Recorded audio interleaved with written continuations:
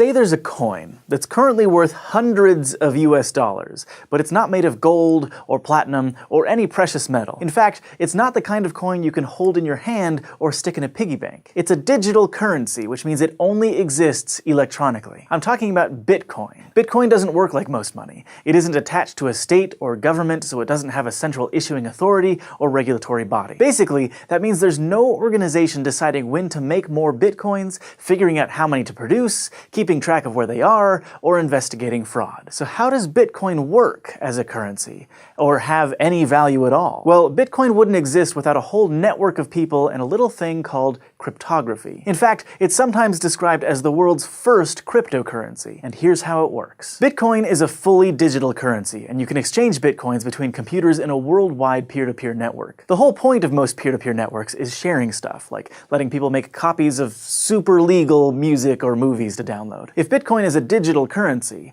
what's stopping you from making a bunch of counterfeit copies and becoming fabulously wealthy? Well, unlike an MP3 or a video file, a Bitcoin isn't a string of data that can be duplicated. A Bitcoin is actually an entry on a huge global ledger called the blockchain, for reasons we'll get to in a minute. The blockchain records every Bitcoin transaction that has ever happened, and as of late 2016, the complete ledger is about 107 gigabytes of data. So when you send someone Bitcoins, it's not like you're sending them a bunch of files. Instead, you're basically writing the exchange down on that big ledger, something like Michael sends Hank 5 Bitcoins. Now, maybe you're thinking, but wait, you said that Bitcoin doesn't have a central authority to keep track of everything. Even though the blockchain is a central record, there's no official group of people who update the ledger and keep track of everybody's money like a bank does. It's decentralized. In fact, anybody can volunteer to keep the blockchain up to date with all the new transactions, and a ton of people do. It all works because there are lots of people keeping track of the same thing to make sure all transactions are accurate. Like, imagine you're playing a game of poker with some pals, but none of you have poker chips and you left your cash at home. There's no money on the table, so a few of you get out some notebooks and start writing down who bets how much, who wins, and who loses. You don't completely trust anyone else, so everyone keeps their ledgers separately. At the end of every hand, you all compare what you've written down. That way,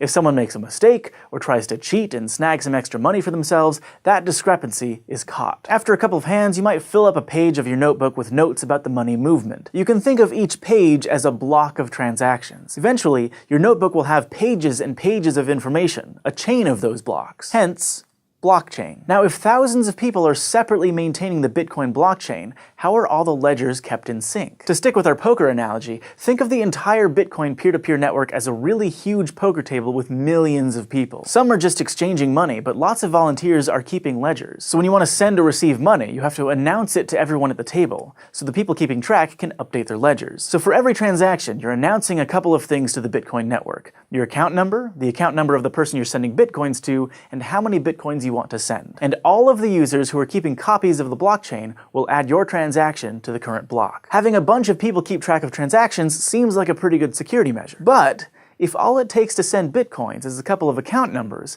that seems like it might be a security problem. It's a huge problem with regular money. Just think of all the ways criminals try to steal other people's credit card information. And with Bitcoin, there's no central bank to notice anything weird going on to shut down fraud, like if it looked like suddenly you spent your entire life savings on beef jerky. So what's stopping Hank from pretending he's me and just sending himself all of my Bitcoins? Bitcoins are kept pretty safe thanks to cryptography, which is why it's considered a cryptocurrency. Specifically, Bitcoin stays secure because of keys, which are basically chunks of information that can be used to make mathematical guarantees about messages, like, hey, this is really from me. When you create an account on the Bitcoin network, which you might have heard called a wallet, that account is linked to two unique keys: a private key and a public key. In this case, the private key can take some data and basically mark it, also known as signing it, so that other people can verify those signatures later if they want. So let's say I want to send a message to the network that says, Michael sends 3 Bitcoins to Olivia. I sign that message using my private key, which only I have access to and nobody else can replicate. Then I send that signed message out to the Bitcoin network, and everyone can use my public key to make sure my signature checks out. That way, everyone keeping track of all the Bitcoin trading knows to add my transaction to their copy of the blockchain. In other words, if the public key works, that's proof that the message was signed by my private key and is something I wanted to send. Unlike a handwritten signature or a credit card number,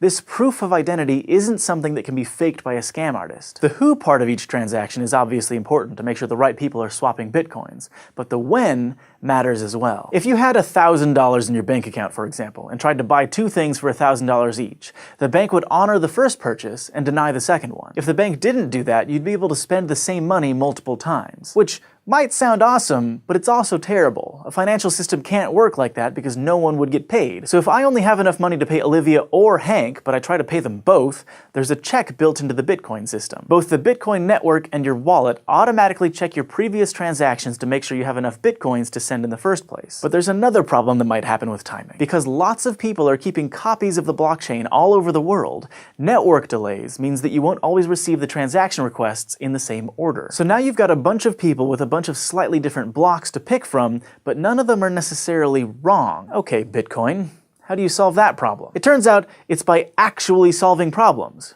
Math problems. To add a block of transactions to the chain, each person maintaining a ledger has to solve a special kind of math problem created by a cryptographic hash function. A hash function is an algorithm that takes an input of any size and turns it into an output with a fixed size. For example, let's say you had this string of numbers as your input, and our example hash function says to add all of the numbers together. So in this case, the output would be 10. What makes hash functions really good for cryptography is that when you're given an input, it's really easy to find the output, but it's really hard to take an output and figure out the original input. Even in this super simple example, there are lots of strings of numbers that add up to 10. The only way to figure out that the input was 1, 2, 3, 4 is to just guess until you get it right. Now the hash function that Bitcoin uses is called SHA-256, which stands for Secure Hash Algorithm 256-bit, and it was originally developed by the United States National Security Agency. Computers that were specifically designed to solve SHA-256 hash problems take, on average, about 10 minutes to guess the solution to each one. That means they're churning through billions and billions of guesses before they get it right. Whoever solves the hash first gets to add the next block of transactions to the blockchain,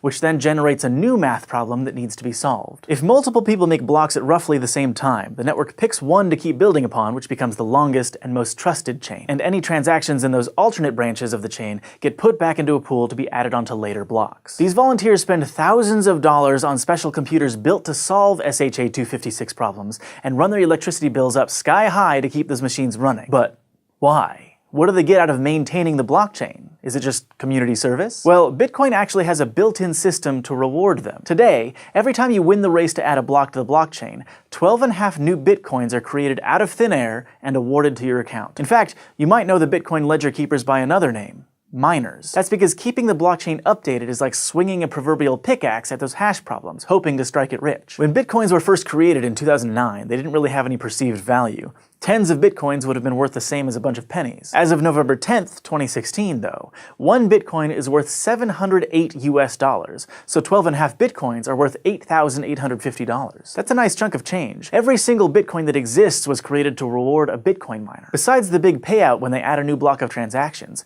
miners are also essentially tipped a very small amount for each transaction they add to the ledger. It's also worth noting that every 210,000 blocks, the number of coins generated when a new block is added goes down by half. So what started as a reward of 50 Bitcoins decreased to 25, then 12.5, and it'll only be around 6 Bitcoins in a couple more years, and keep decreasing. Eventually, there will be so many transactions in a block that it'll still be worthwhile for miners to mostly be paid in tips. According to current projections, the last Bitcoin, probably around the 21 millionth coin, will be mined in the year 2140. This decreasing number of Bitcoins is actually modeled off the rate at which things like gold are dug out of the earth. And the idea is that keeping the supply of Bitcoins limited will raise their value over time. So, is investing in Bitcoin a good idea? Now that's not really a SciShow kind of question. Bitcoin is still volatile and experimental. A lot of people love it, and a lot of people think it's doomed to fail. We just think it's an interesting idea, and it makes us wonder what cryptography might do for us next. Thanks for watching this episode of SciShow, brought to you by our patrons on Patreon. If you want to help support the show, just go to patreon.com/scishow, and don't forget to go to youtube.com/scishow and subscribe. Quantum computers are exciting because they can carry out multiple computations at once. This won't make browsing the internet any faster, but it will, for example, let drug companies test all of the possible